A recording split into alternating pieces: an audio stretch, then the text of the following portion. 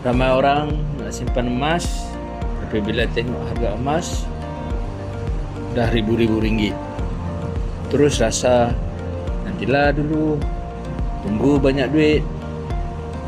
Hakikatnya bukan orang kaya yang simpan emas, tapi orang yang konsisten.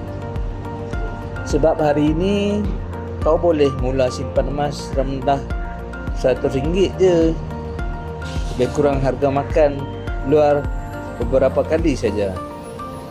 Masalah ramai orang bukan tak cukup duit, tapi tak ada sistem simpanan. Bila gaji masuk, duit habis.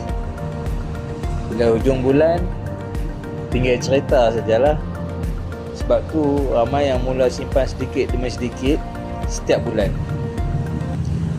Bukan untuk cepat kaya, tapi untuk lindungi nilai duit mereka daripada inflasi.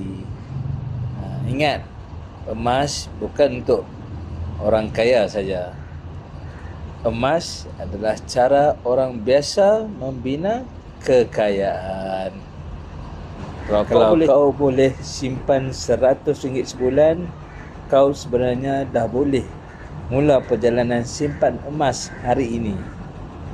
Follow saya untuk lebih banyak ilmu simpanan emas yang mudah difahami dengan Public Gold.